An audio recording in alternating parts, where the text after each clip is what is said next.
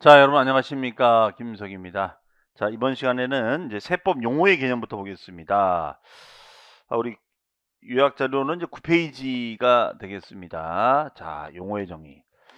이 용어에 대해서는 제가 뭐 누누이 설명을 많이 드렸고 또 기본적인 용어들은 꼭 정리를 하고 들어가시라 이렇게 썼는데 우리 요약 강의에서는 꼭 좀 주의해야 될 점 그런 내용들을 위주로 해서 정리해 보겠습니다. 다만 이제 전체적인 한번 용어를 한번 보면 우리가 꼭 알아야 될 용어들이 이거였죠. 세금은 누가 낼 것인가? 세금은 무엇에 대해서 과세할 것인가? 그 다음에 세금은 어떻게 계산할 것인가? 그 다음에 네 번째는 언제까지 낼 것인가? 그 다음에 다섯 번째는 어디에다 낼 것인가? 뭐 이런 얘기 드렸어요. 그러면 누가 낼 것인가? 그 누가를 뭐라고 했었죠? 누가를 납세 의무자, 납세 의무자, 납세 의무자라고 했었어요. 납세 의무자. 그 다음에 무엇에 대해서 과세할 것인가? 이것을 과세 대상, 과세 대상 또는 과세 물건. 네, 요게 정해지면 되는 거겠죠? 네. 그리고 계산을 하면 얼마의 몇 프로니? 그러면 과세 표준, 과세 표준. 그 다음에 곱하기 세금 요율 이렇게 됩니다. 그럼 계산된 세금을 언제까지 신고할 거니? 신고할 거니? 납부할 거니? 신고 납부 기한이 있겠죠? 그러면 이 기한을 그 기한을 이행하지 않으면 어떻게 되죠? 가산세상의 불이익을 받고 그걸 또 이행하지 않으면 가산금을 우리가 부과하게 된다. 뭐 이런 얘기 했었어요. 그 다음에 어디에다 낼 거니? 어디를 우리는 납세지, 납세지, 납세지. 자, 그러면 우리가 국세, 지방세 세무별로 이런 납세문자부터 납세지까지 그런 개념들이 있었어요. 그 납세문자가 개인이냐, 기업이냐, 부동산이 토지냐, 건물이냐, 얼마냐, 몇 프로냐, 종가세냐, 정률세율이냐, 그렇죠? 정액세율이냐, 신고냐, 납부냐. 요거 이제 따지는 거 있었어요. 그렇죠? 자, 그러면 그 중에서 우리가 여기 보시면은 납세자 이 용어 좀 주의해서 알아두시고 주셔야겠습니다. 실제 시험에도 출제됐었고요. 자, 근데 이게 좀 혼동될 수 있는 게 납세 의무자의 줄임말이 납세자 이렇게 생각할 수 있는데 그것이 아니라 보니까 납세자 안에는 납세 의무자하고 징수 의무자를 다 합쳐서 납세자로 하는 것이고 그 납세 의무자에는 본래의 납세 의무자가 있고 그 본래의 납세 의무자 대신에 보충적으로 책임을 지는 자가 있는데 여기에는 제2차 납세 의무자가 있고 그 다음에 연대 납세 의무자가 있다 이렇게 얘기를 하고 있습니다. 그러면 이 2차 납세 의무자는 2차 납세 의무자는 그 부족분에 대해서 우리가 책임을 지는 걸 말하고 연대 납세 의무자는 100% 책임을 지는 걸 말한다. 100% 책임지는 걸 말한다. 자, 그러면 2차 납세 의무자는 주된 납세 의무자가 좀 납부를 했고 모자르게 된 거예요. 그래서 모자란 거를 부족분을 채우는 거고 연대는 100% 책임지는 겁니다. 보증서 준 사람이 있다. 그다음에 징수 의무자는 우리가 즉 과세관청을 대신해서 세금을 징수할 의무가 있는 사람을 총칭해서 우리는 징수무자 이렇게 표현하고 있죠. 그러면 여기 징수무자에는 원천징수 의무자, 원천징수 의무자가 있고 그 다음에 두 번째는 특별징수 의무자가 있죠. 특별징수 의무자가 있다. 이렇게 정의를 내리고 있습니다. 원천징수 의무자도 있고 특별징수 의무자도 있다. 이렇게 얘기해요. 원천징수 의무자, 특별징수 의무자. 그러면 국세를 떼는 것을 우리는 원천징수라 하고 지방세를 떼는 것을 우리는 특별징수 이렇게 표현하고 있습니다. 국세를 떼는 걸 원천징수, 지방세를 떼는 걸 특별징수. 네, 이 사람을 총칭해서 납세자 이렇게 얘기를 하고 있습니다. 자, 요 정도 용어는 좀 여러분들이 알아두셔야 될 것 같아요. 그래서 납세무자에는 본래 2차 연대, 그래서 2차는 부족분, 연대는 100%, 그다음에 징수무자는 원천징수무자, 특별징수무자 이렇게 얘기합니다. 네, 이걸 우리는 납세자라고 얘기를 하고 있습니다. 자, 그다음에 우리가 이제 그래서 특히 요 특별징수무자가 한번 시험에 나온 적이 있었어요.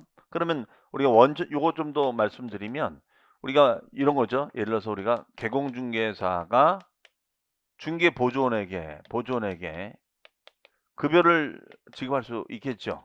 그러면 급여를 지급하면 급여소득에 대해서 세금을 떼겠죠. 세금을 뗍니다. 그렇죠? 이게 바로 뭐예요? 원천징수. 이게 바로 원천징수가 되는 거죠. 그 다음에 지방소득세를 떼는 거, 지방소득세를 떼는 것을 특별징수라고 얘기합니다. 특별징수. 네. 국세는 원천징수, 지방소득세는 특별징수 이렇게 얘기해요. 그러면 소득세에 대해서 2만 원을 우리가 뗐다면 2만 원에 10%면 2천 원이 되겠죠. 네, 이렇게 됩니다. 그래서 2만 2천 원 갖다가 우리가 떼는 그런 개념이 원천징수, 특별징수 이렇게 표현하고 있어요. 네. 자, 그러면은 거기 그 9페이지에 과세 주체 대꼭 납세자와 납세무자 2번에 별 표시 하나. 자, 그거 말씀드린 겁니다. 그래서 2차 납세무자 연대 그 내용까지 보시면 되겠습니다. 그래서 거기 보시면은 이제 납세무자에는 본래 납세무자, 2차 연대 승계 보증인, 징수음자는 원천징수음자, 특별징수음자 이렇게 돼 있죠. 자, 그 정도로 가볍게 정리를 해 주셔야 될 것 같습니다. 자, 그러면 여기서 이제 조금 더 디테일하게 한번 가볼게요. 2차 연대 납세무자. 그러면 이 납세무자를 대신해서 세금을 책임지는 사람들이죠. 그러면 제2차 납세무자다. 제2차 납세무자가 있어요. 제2차 납세무자. 그러면 2차 납세무자는 주된 납세무자가 있고 그 다음에가 2차 납세무자가 있는 거죠. 그렇죠? 그러면 1차, 2차가 있는데 그 1차 납세무자 중에 대표적인 케이스가 뭐냐면 사업양도인. 사업양도가 여기에 들어가요. 사업양도. 사업양도는 사업권을 넘기는 거죠. 가게를 넘기는 거죠. 그럼 가게를 넘기는 사람을 우리는 사업양도인이라고 얘기합니다. 사업양도인이라고 하고 가게를 인수받는 사람을 사업양수인이라고 얘기하죠. 양수인. 그러면 우리가 민법에서 이걸 포괄승계라고 배웠죠. 포괄승계. 그러면 채권 채무가 다 넘어오는 거잖아요. 그렇죠? 그러면 요 사업양수인이 승계를 받는 거지. 승계를 받는 거다. 그래서 양도인이 못 따른 세금이 있으면 그 부족분을 책임져 주는 사람을 우리는 사업양수인 이렇게 얘기합니다. 그 다음에 법인이 해산했을 때 법인을 이제 설립해서 이제 사업을 하다가 사업이 너무 안 되는 거야. 그래서 법인을 해산합니다. 그러면 해산 등기라고 청산 절차를 밟아요. 그러면 그 해산한 법인이 있습니다. 해산한 법인이 있는데 그 해산한 법인에 대해서 우리가 누가 책임지느냐? 출자자가 책임지는 거예요. 출자자가 우리가 책임집니다. 그럼 우리가 출자자에는 과점주주가 있고 그 다음에 무한 책임 사원이 있어요. 무한 책임 사원이 있다. 이렇게 얘기합니다. 그러면 과점주주라는 사람은 이 사람은 주주 1인과 특수관계인들의 지분의 합이 50%를 초과하는 자를 말한다. 이렇게 50%를 초과하는 자. 이게 우리가 출자자예요. 그러면 50%는 과점주주에 해당이 되느냐? 50%는 과점주주에 해당이 되느냐? 해당이 안 된다는 거예요. 50.2%, 3%, 51% 이렇게 얘기한다는 거죠. 네, 이렇게 정리하고 있습니다. 이게 바로 우리는 2차 납세무자다 이렇게 얘기를 하고 있습니다. 그 다음에 연대 납세무자가 있죠. 연대 납세무자다. 그럼 연대 납세무자는 연대 책임지라는 거죠. 100% 연대 책임져라. 100% 연대 책임을 져라. 그러면 요 연대 납세무자에는 우리가 뭐가 있느냐? 첫 번째 공유물, 공동소유 물건. 그 다음에 공동사업. 요게 연대 납세무자예요. 하나의 물건을 공유한다거나 공동사업하자. 이게 연대 납세무자입니다. 네, 연대 책임져라. 이렇게 얘기하는 거죠. 예, 아시겠죠? 네. 이렇게 정의를 하시면 되겠습니다. 이 정도. 네, 14회 때 시험에는 좀 오래전에 출제됐습니다. 여기 한번 시험에 나왔어요. 사업양수인이 연대냐 2차냐. 그 다음에 승계자는 뭐냐면 승계자는 납세물 승계받는 거니까 요거는 민법에 나오는 그 승계입니다. 민법상 우리가 상속을 받거나 회사를 합병하면 승계하도록 돼 있거든요. 네, 상속과 합병이 여기 들어갑니다. 그러면 상속인이 승계받는 거고 이거는 합병법인이 승계받는다. 이렇게 볼 수가 있겠습니다. 자, 그러면은 다 설명드렸고요. 그 다음에 과세 대상. 우리 과세 대상은 과세 객체, 과세 물건이라고도 표현합니다. 그래서 소득을 대상화할 때도 있고 행위, 그 다음에 뭐 재산 등등이 들어갈 수 있습니다. 그래서 소득, 재산, 행위 넘어갑니다. 과세 표준 4번의 과세 표준 밑줄, 5번의 세율 밑줄. 자, 항상 우리가 다루는 것이 과표 세율이었었죠. 자, 그럼 과표 세율 용어 정리 다시 한번 해볼게요. 이렇게. 자, 과세 표준 세율입니다. 우리 얼마 벌어서 몇 프로니 이게 과표세율이잖아요. 그러면 과세표준은 기본적으로 우리가 정리할 때 금액으로 표시가 되면 이걸 뭐라고 배웠었죠? 그렇습니다. 종가세. 수량으로 표시가 되면은 이거를 종량세 이렇게 얘기가 되겠죠. 종가세, 종량세.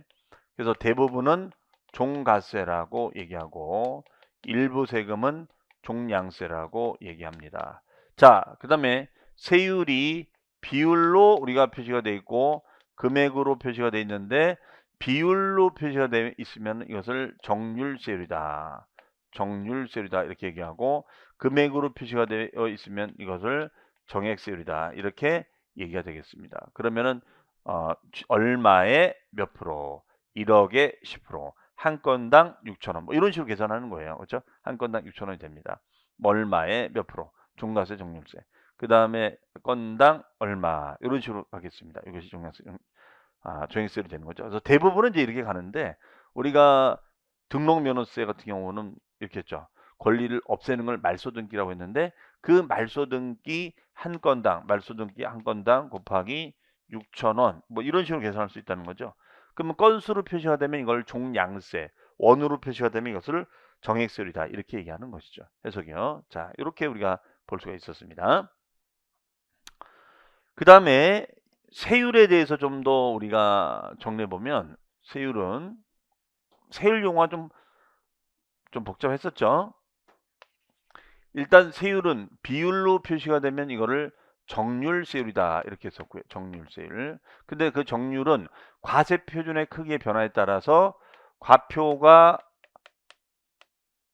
커지면 커질수록 세금 요율도 우리가 상승이 될 수 있어요. 그렇죠? 네. 그러면 이거를 우리는 뭐라고 했느냐? 자, 이거를 우리는 누진세율이다. 그죠? 초과 누진세율이다. 과표가 상승되면 될수록 세금률도 올라가니까 누진세율이다. 그 다음에 과세표준 크기가 커지든 작아지든 세금 요율은 일정하고 변함이 없는 것이 있죠. 그 변함이 없는 것을 우리는 뭐라고 하냐면 비례세율이다. 이렇게 얘기합니다. 비례세율. 네. 그래서 과표의 크기의 변화 없이 세율의 변화가 없는 거. 이걸 비례세율이다. 이렇게 얘기해요. 자, 그 다음에 또 한 가지. 우리 지방세 같은 경우에는 지방세에서는 얘는 뭐라고 하느냐? 얘는 표준세율. 그 다음에 중과세율. 그 다음에 특례세율. 이렇게 얘기합니다. 그러면 표준세율이라는 것은 기본세율이다. 그래서 기본세율은 설정을 딱 해놓고 플러스 마이너스 50% 범위에서 가감할 수 있는 거. 중과는 어떤 규제 목적으로 만든 거죠. 취득을 규제하려고. 뭐 사치성 재산, 과밀억제권의 공장신증설. 그렇죠? 그 다음에 특례세율은 우리가 2%짜리 특례세율이 있고 표준세율에서 마이너스 2%의 특례세율이 있다. 이렇게 했어요. 네, 이게 바로 특례세율이다. 그러면 이걸 표준, 중과, 특례 이렇게 나눈다는 거죠. 자, 이렇게 우리가 이런 내용도 있었습니다. 그럼 여러분들, 자, 이 내용 가지고 이제 우리가 보겠습니다. 그래서 거기 보시면은 자, 뭐라고 되어 있을까요? 10페이지 맨 하단에 보시면 1번의 밑줄 정률세율, 세율이 비율로 되어 있는 거, 오른쪽 밑줄 정액세율, 그 다음에 비례세율, 누진세율. 그러면 그런 것들이 있는 것도 있고 없는 것도 있죠. 그 다음에 지방세 세율책에 보시면 구분란에 표준세율 밑줄. 자, 표준세율은 지방세를 적용할 때 표준을 정해놓고 가감 조정할 수 있다. 그다음에 중간은 우리가 뭐 예를 들어서 별골 오선, 별장, 골프장, 오락장 이런 사치성 재산을 추가하면 중과되는 것이 있었잖아요. 그 다음에 뭐 예를 들어서 2%의 특례세율, 간주취득 같은 거, 뭐 취득은 없고 등기했을 때 등기했을 이런 것들이 있었죠. 기억나세요? 네, 이런 것들에 대한 거. 그래서 요게 되다 보니까 이제 좀 복잡했었고 이 세율은 천상 뭐 반복해서 외울 수밖에 없다 이렇게 됩니다. 그래서 보통은 이제 누진과 비례세율을 다 가지고 있어요. 누진과 비례세율을 다 가지고 있는데 취득세하고 등록면허세 같은 경우에는 누진세는 없어요. 비례세는 있는데. 하지만 재산세, 종부세, 양도소득세는 누진하고 비례세를 다 가지고 있어요. 얘는 누진과 비례를 다 가지고 있어요. 얘는 누진세는 없고 비례세율은 존재하는데 재산세, 종부세는 누진 비례를 다 가지고 있다. 이렇게 보시면 되겠습니다. 아시겠죠? 네. 그 다음에 6번의 가산세 별 표시하시고요. 자, 가산세. 요 기출이 있었던 요 가산세. 요거는 이제 가산세 가산금. 아주 이것도 좀 혼동이 되는 건데 다시 한번 정리를 또 해보도록 하겠습니다. 자, 얘는 이제 이런 거죠. 이렇게 설명을 했던 것 같아요. 우리가 기한이라는 제도가 있습니다. 자, 얘는 기한이라는 제도가 있어요. 기한. 그렇죠? 기한이라는 제도가 있습니다. 기한은 신고기한, 납부기한이 있어요. 신고기한, 납부기한이다. 그러면 요 신고기한, 납부기한은 의무죠. 의무를 지켜야 돼요. 의무를 지켜야 되는데 그 의무를 이행하지 않게 되면 가산세상의 불이익을 받는다. 요거죠. 가산세상의 불이익을 받는다. 이거야. 가산세상의 불이익을 받는다. 네. 그러면 가산세를 내기 싫으면 이제 제때 내면 되는 거죠. 그러면 여기에는 의무라는 것은 우리가 신고 의무, 납부 의무가 있었죠. 신고 의무, 납부 의무. 근데 신고를 제대로 이행하지 않거나 납부를 제대로 이행하지 않으면 가산세상의 불이익을 받아요. 자, 그러면 뭐 예를 들어서 요게 계략적으로 한 90만 원 되고 요게 뭐 계략적으로 한 10만 원 된다. 그럼 100만 원이 되겠죠. 그럼 100만 원이 붙어가지고 이제 고지서가 발송이 돼요. 이게 바로 체납고지서입니다. 체납고지서. 그럼 체납고지서가 딱 발송이 되고 그 체납고지서 발송이 되면 여기에도 납기가 있겠죠. 납기. 그럼 납기 내에 납기가 뭐 5월 10일이었다. 그럼 5월 10일날 다 100만 원 내면 끝나는 겁니다. 근데 이거를 이제 연체하기 시작하는 거야. 이거를 연체하기 시작해요. 연체. 그럼 연체에 따른 뭘 부담해야 돼요? 그렇죠. 이자를 부담해야죠. 이자. 그 이자가 붙어요. 그래서 계속 미루다가 8월 2일 날 납부를 하게 됩니다. 8월 2일 날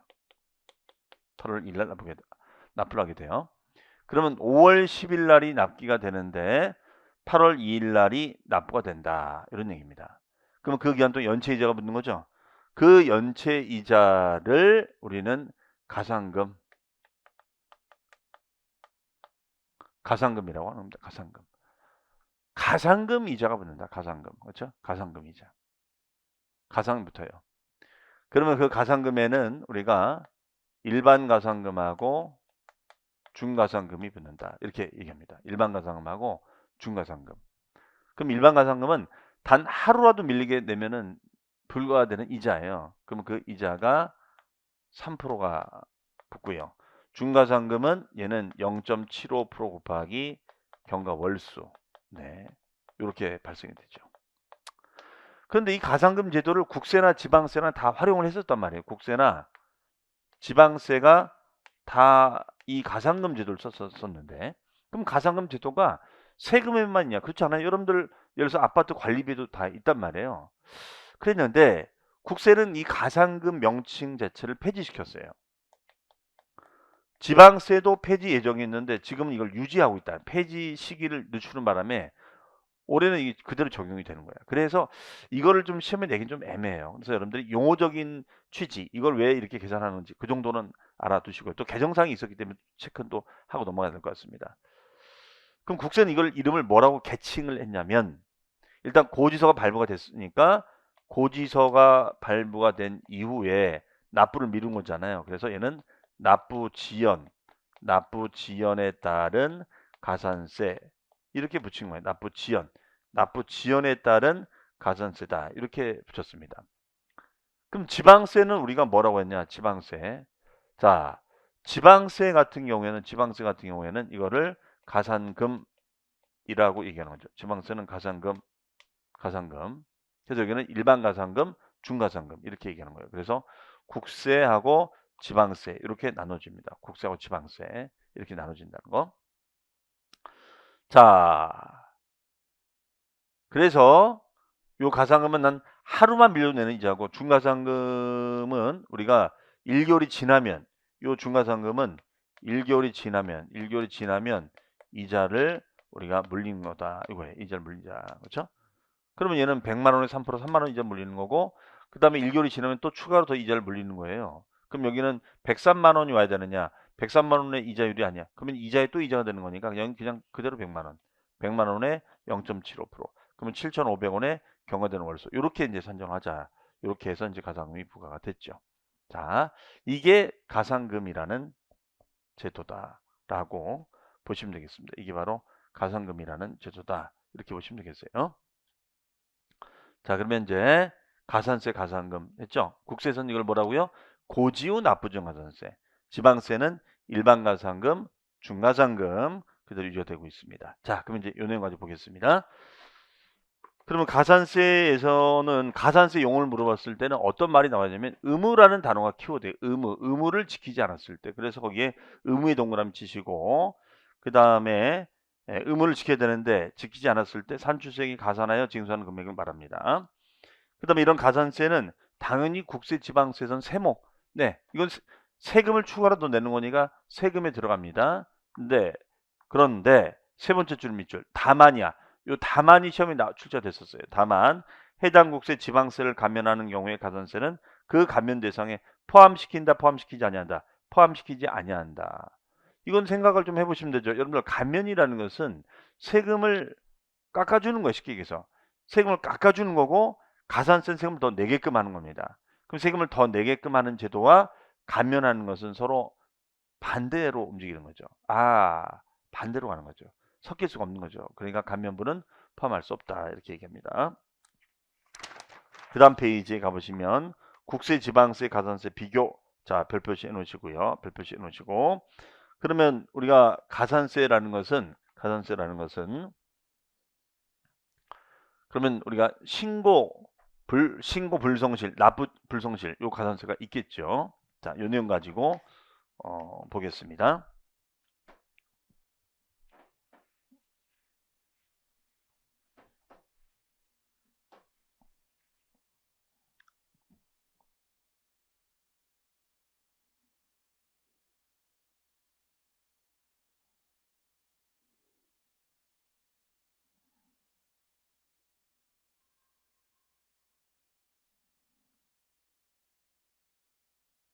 자, 보시면 자, 이거죠? 네. 요 그림 본 적 있으시죠, 여러분들? 22, 27이지 않았었는데, 일단은 불성실 정도에 따라서 국세는 지방세든 과소일 때는 10%, 무신고 20%, 그렇죠? 그 다음에가 사기 부정한 행위가 됐을 땐 40%인데, 특징은 일단 과소는 정확하게 외우시면 돼요. 왜? 그거의 2배씩이니까. 과소신고가 10%, 무신고는 2배 20%, 부정할 때는 40%, 그렇죠? 자, 이렇게 움직입니다. 그 다음에 이제 가산금, 중가상금, 이게 실제로 이제 고지서 양식이에요, 여러분들. 이런 유사한 거 개인적으로 받아보신 적 있으시죠? 이겁니다. 지금 뭐 글자가 잘 안 보실 텐데. 그럼 여기에 보면은 이제 가산금하고 중가상금 내역이 나와 있고요. 가산금은 뭐 3% 붙인다, 중가상금은 0.75 붙인다. 이런 얘기가 나와 있는데, 국세 같은 경우에는 이제 이것이 이제 고지후 납부정가산세라는 이름을 바뀌었다. 이런 얘기죠. 실제 이렇게 고지가 됩니다.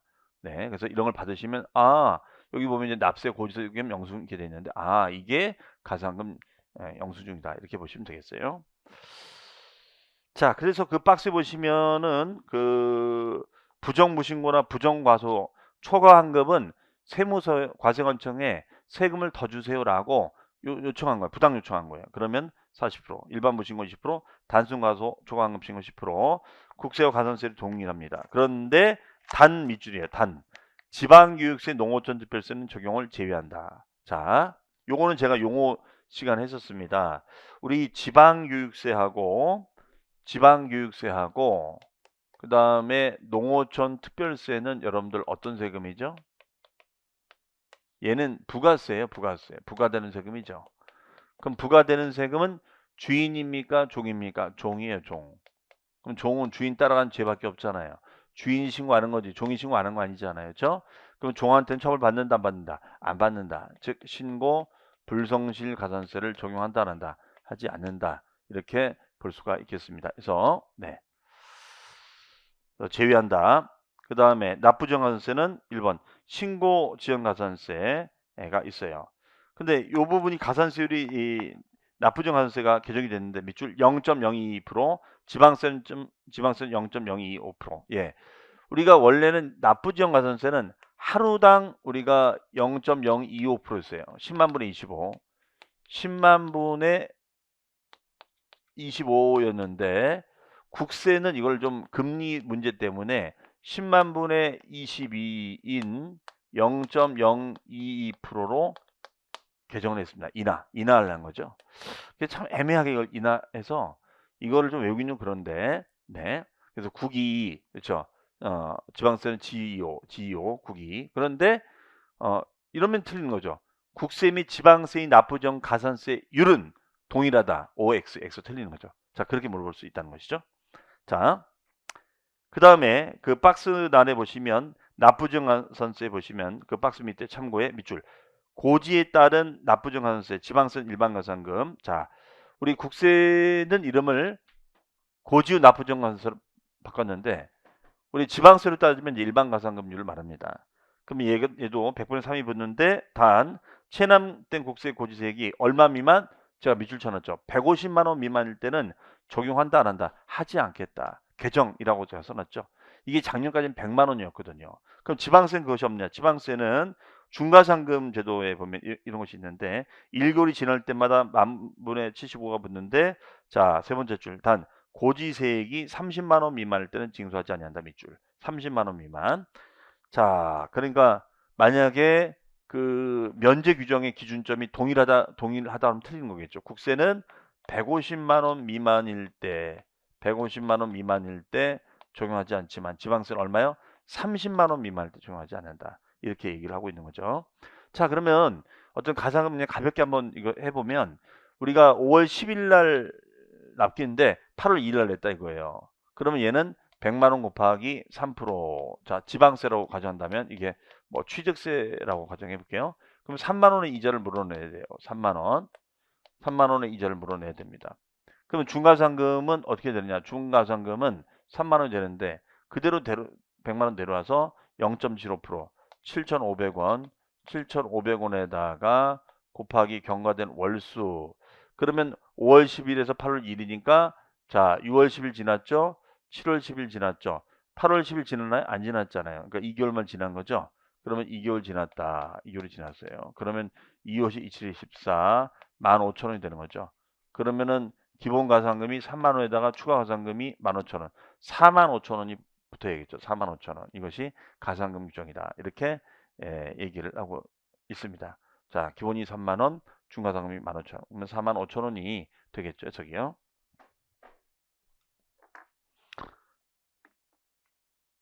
그 다음에 보충학습란에 보시면 수정신고, 기한 후 신고에 따른 가산세가 있습니다. 자, 별 표시해 놓으시고. 그러면 이제 이거죠. 우리가 신고를 하는데 앞서서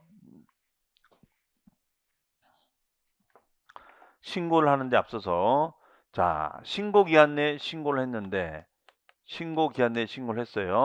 했는데 무신고한 사람도 있을 수 있고 과소신고한 사람이 있을 수 있죠. 그러면 무신고자가 늦게라도 하는 신고를 뭐라고 한다?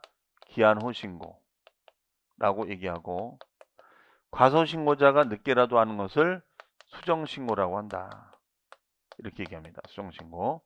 그러면 무신고를 하든 과소신고를 하든 우리가 가산세를 물긴 물어야 되죠. 그래서 가산세를 부담해야 되는데 기한 후 신고하거나 수정신고하면 가산세 감면을 받습니다. 감면을 받아요. 네. 그러면 감면율이 어떻게 되느냐? 그러면 가장 감면을 많이 받는 거는 1개월이에요. 1개월. 그래서 사실은 늦게라도 고치셔서 수정해서 기한후 신고하려면 최대한 1개월 안에는 하는 게 좋아요. 그러면 얘는 1개월 이내 주면은 얘는 50% 감면을 받고요. 그 다음에 수정신고는 1개월 이내 주면 거의 2배에 해당되는 90% 감면을 받습니다. 그러니까 이 얘기 핵심은 어차피 가산세를 물더라도 신고는 일단 무조건 하라는 얘기죠. 그래서 그걸 갖다가 1개월 이내 수정만 해주면 감면율이 90%가 되는 거니까요. 이해되시겠죠? 자, 그래서 거기 보시면 수정신고, 기한후 신고에 따른 신고 불성실 가산세는 기한후 신고가 1개월 이내가 되면 50%가 되는 거고 수정신고는 90%가 됩니다. 네. 그러면 수정신고는 50%가 없느냐? 쭉 따라 내려가 보니까 3개월 초과 6개월은 50% 감면이 됩니다. 네, 이렇게 보시면 되겠어요. 맨 박스 라인 밑에 보면 밑줄이에요. 수정신고 및 기한후 신고는 신고서만 제출한 경우에도 감면을 받을 수 있다. 자, 신고서만 제출해도 감면 받을 수 있어요. 신고서만 제출해도 감면을 받을 수가 있습니다. 신고서만 제출해도 감면을 받을 수가 있어요. 신고서만 내도. 네. 그러니까 이 얘기는 나빠하지 않아도 감면은 우리가 없다. 나빠하지 않아도 된다 이거죠. 그렇죠? 그 다음에 7번에 체납처분비 밑줄 국세는 강제징수비. 예. 그러면 이거는 체납처분이나 강제징수비. 이거는 뭐였냐면 이렇게 이제 가산세 가상금이 이제 딱 붙으면은 어떻게 되겠어요? 당연히 고지서가 날라오겠죠? 네. 고지서가 날라옵니다. 고지가 되고 또 독촉장이 날라오고 그 다음에 재산 압류가 들어와요. 자, 그러면 압류까지 갈 정도면 이제 끝난 건데 압류한 다음에 이제 매각을 합니다. 매각을 해요. 그럼 이렇게 압류 매각에 따르는 그 비용을 우리는 뭐라고 하냐면 체납처분비라고 하죠. 체납처분 비용이라 하고 그다음에 다른 말로는 강제징수비 이렇게 얘기합니다. 체납처분비, 강제징수비 이렇게 얘기하는 거예요. 그 다음에 과세기간. 자, 과세기간은 우리가 언제부터 언제까지를 과세기간이라고 하죠. 그러면 기간 제도를 두고 있는 게 취득세부터 소득세까지 유일하게 있는 게 소득세죠. 소득세는 과세기간 제도가 있습니다. 그래서 1월 1일부터 12월 30일까지 이런 기간 제도가 있었죠. 네.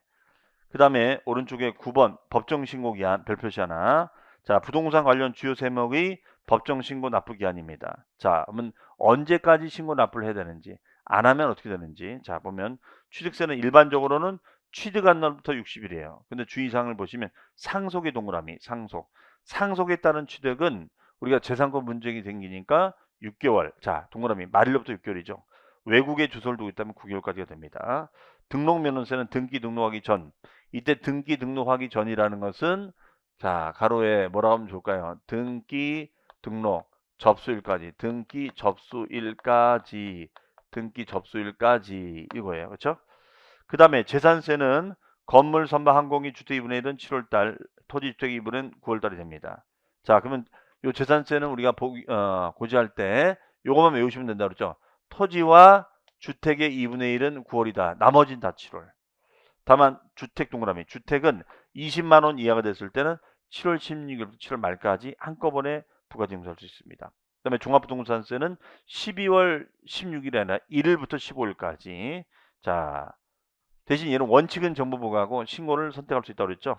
그다음에 양도세는 예정신고, 확정신고. 특히 예정신고 별표시. 예정신고는 팔자마자 신고하는 거죠. 이게 왜 중요했었냐면 이 예정신고를 이행하지 않으면 가산세가 있는 거잖아요. 그래서 양도일이 속하는 달인 말로부터 2개월까지 하자. 주식 건너뛰고요. 그 다음에 오른쪽에 밑줄 파생상품 건너뛰고 부담보증여 밑줄 부담보증여의 경우에는 양도일이 속하는 달의 말로부터 3개월까지다. 네, 그래서 부담보증여는 징여와 양도가 동시에 일어나는 거래죠. 징여와 양도가 동시에 일어나는 거래니까 그 징여는 징여세 신고는 3개월, 일반 양도세는 2개월이니까 이게 불일치할 수가 있어요. 근데 얘는 징여에 맞추니까 3개월까지 갑니다. 확정신고는 5월달이 됐죠. 그래서 우리가 1월 1일부터 12월 30일까지가 있으면은 부동산을 팔자마자 신고하면은 이것을 우리는 예정신고라고 하는 거죠. 예정신고. 그 다음에 끝나고 나서 우리가 5월 달에 하게 되면 이걸 뭐라 한다? 확정 신고를 하고 우리가 한다. 확정신고. 그러면 예정신고를 했다면 확정신고 안 해도 되지만 예정신고를 안 했다면 확정신고 해야겠죠. 그럼 이거에 대해서는 가산세상의 불이익을 받아야 된다. 이런 얘기 되겠습니다. 자, 그 다음에 10번의 납세지. 납세지는 세금을 납부하는 기준 장소가 납세지였는데, 자, 얘는 뭐 이렇게 하면 되죠. 주로 소재지 아니면 주소지예요. 주소지. 그 소재지는 지방세. 지방세는 주로 소재지가 되고 국세는 주로 주소지가 됩니다. 그래서 우리가 주소지, 소재지 이렇게 얘기를 합니다. 또 취득세는 취득물건의 소재지, 등록면허세는 소재지, 재산세는 소재지, 종부세, 양도세는 주소지, 거소지. 그렇죠? 자, 이렇게 보시면 되겠습니다. 자, 그럼 이상으로 이번 시간에는 납세지라는 용어까지 한번 정리해봤고, 다음 시간에는 우리가 이제 면세점이라는 용어부터 해가지고 하고, 바로 이제 납세 의무의 성립 확정 소멸. 자, 우리 요거 중요했었죠? 요거 가지고 또 설명을 드리도록 하겠습니다. 자, 그러면은 잠시 뒤에 뵙겠습니다. 감사합니다.